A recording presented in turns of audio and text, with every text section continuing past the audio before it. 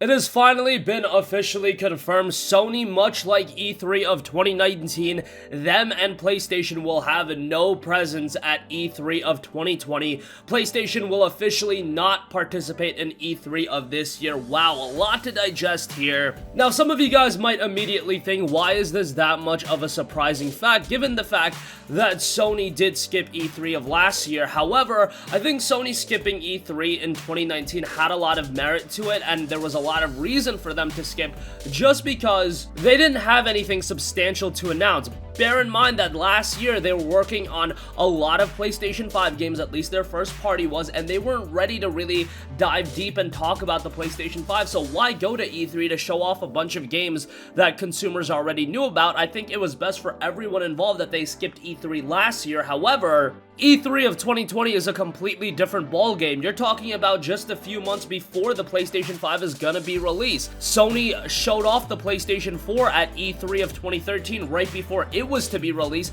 and it was huge for them. That was the event where they were like, hey, we're gonna have used games on our platform, unlike the Xbox One, although Microsoft did go back on that.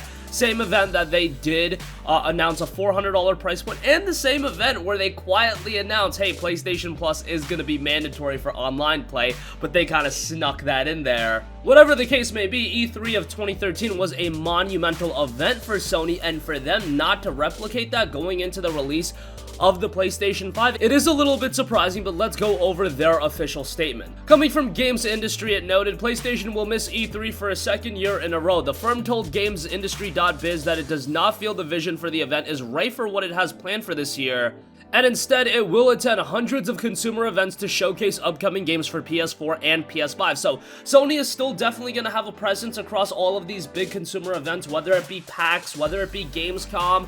They are going to have a big presence all throughout. And their official statement reads, after thorough evaluation, SIE, Sony Interactive Entertainment, has decided not to participate in E3 2020. We have a great respect for the ESA as an organization, but we do not feel the vision of E3 2020 is the right venue for what we are focused on this year. We will build upon our global event strategy in 2020 by participating in hundreds of consumer events across the globe. Our focus is on making sure fans feel a part of the PlayStation family and have access to play their favorite content. We have a fantastic lineup of upcoming titles to PlayStation 4, and with the upcoming launch of PlayStation 5, we are truly looking forward to a year of celebration with our fans. PlayStation has used E3 as a place to unveil details of its next console since the very beginning, attending the first E3 in 1995 to detail the US launch of the original PlayStation. The company's success at E3 2013 was viewed as a major moment in the build-up to PS4, which resulted in Sony reclaiming its market leadership from Xbox. However, E3 organizer the ESA has struggled to satisfy all of its members, who have been split over what they want the show to be. Some publishers, such as EA and Sony, want to see E3 become a fan celebration of games, whereas others would rather the event remained an industry-focused affair. I definitely side with Sony. I think bringing in fans and consumers into the event is something that is very, very important, because E3, at the end of the day, it's all the fans that are watching the show. It's the fans that are ultimately going to spend their hard-earned money to buy these games. Yes, journalists can be there and they have a perfect role in the show, but you also want to get these games playable to consumers. You want consumers to be a part of the show, at least that's my opinion. The ESA themselves has tried to satisfy both groups by introducing some consumer elements to E3, but with limited success. In response to the news, an ESA spokesperson said, quote, E3 is a signature event celebrating the video game industry and showcasing the people, brands, and innovations redefining entertainment, loved by billions of people around the world. E3 2020 will be an exciting high-energy show featuring new experiences, partners, exhibitor spaces, activations, and programming that will entertain new and veteran attendees alike. Exhibitor interest in our new activations is gaining the attention of brands that view E3 as a key opportunity to connect with video game fans worldwide. So wow, a lot to digest, and I could probably go on about an hour about the ultimate ramifications that this is going to have. Yes, it's 2 back-to-back years where Sony is not showing up at E3. Who knows if this is going to be a long-term thing?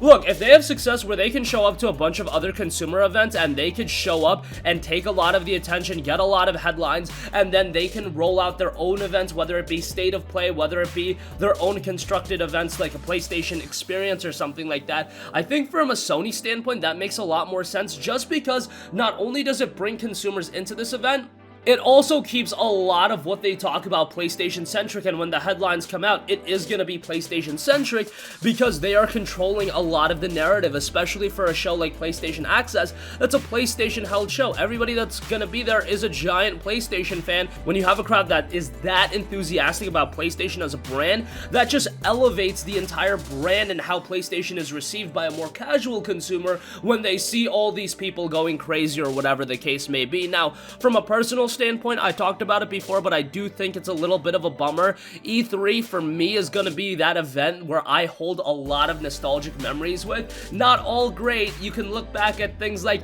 the Sega Saturn reveal, or $599 US for the PlayStation 3, or giant enemy crabs, or Nintendo with Wii Music. But all of these moments are so iconic, and they're moments that I don't think I'm ever gonna forget. They were hilarious. And of course, it's not just about the train wreck moments. There were incredible moments. How about when everybody's jaw was on the floor with the Final Fantasy VII Remake reveal? What about demos like the God of War demo or the Last of Us demo? Those demos were incredible, and to see them at E3 where there is so much focus, where there is that casual consumer watching as well, that is a big event for consumers. However, now with Nintendo drifting away and doing their own thing with Nintendo Directs, and Sony not being a big part of E3 anymore either, it does beg the question, is E3 going to be the same? Is E3 going to have the attention that it's had in years past? Look, last year's E3 was a pretty notable event. However, coming out of it, it was a little bit underwhelming. EA's show, Ubisoft's press conference in particular, was a real big head scratcher to me,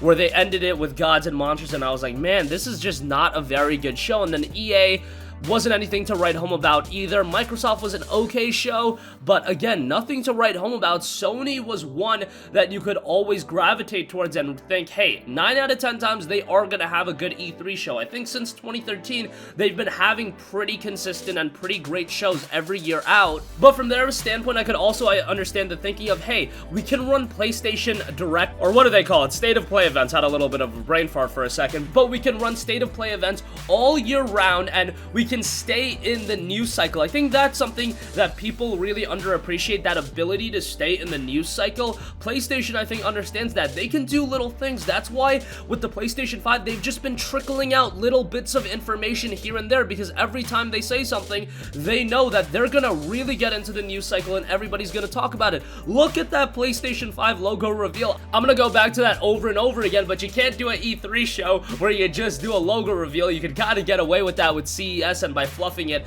with a bunch of information that we already knew about. But that logo reveal, 5 million likes on Instagram, social media numbers are absolutely nuts. I think Sony is really getting across how to attract the modern consumer, which ways to go. Do they go on social media? Do they do their own events? Do they go to E3s? And for them, I think they did the analysis. I think they did the test. I think they saw what worked in 2019. I think they saw video view metrics. I think they saw social media metrics, and they realized, hey, we can get just as much traffic by running our own shows, by not going to E3. I don't even know how expensive it is to run that venue, but given that it's Los Angeles, given that it is a big event like that, I imagine it's rather expensive. But I don't know the nitty-gritty details on that, so don't quote me on that. But Sony probably looked at everything across the board and they realized, hey, we can do what we're doing. We could roll out information slowly. We'll have big tentpole events where we'll do big information rollouts. Otherwise, we'll do smaller information rollouts that'll keep us in the news cycle, that'll keep gamers attached to us, that'll keep us in the headlines and people talking about us in social media, where we're trending on Twitter. People are talking about us on Reddit, Facebook, whatever the case may be. They're really honing in right now and they're figuring out what works. And from my standpoint, yes, again, it is a disappointment. E3 is that event that I always associated. The biggest game announcements, the biggest game reveals, and Sony and PlayStation have been a big part of that. But there does come a time where you do need to evolve. And if Sony's ideas don't go hand in hand with E3, maybe they think there's a better way of doing things. Maybe they don't think E3 is handled completely the right way. Or maybe they just think, hey, this is a big year for us. We're gonna be releasing the PlayStation 5. Why are we going to E3 where Microsoft is gonna be there and they're gonna be talking about their console as well and take up a large portion of the headlines as well? Let's have our own event where we can be the stars of the show, that we can roll out our information and everybody will be talking about us. I think there is a lot of merit to that type of thinking as well. But that's going to conclude this video. Definitely let us know your thoughts in the comment section down below. So no Sony, no PlayStation 5 at E3. But they will be holding their own events, and they will be going to hundreds of consumer events throughout 2020. So that's going to conclude this video. Sound off with all of your thoughts in the comment section down below. Thank you for watching, and goodbye.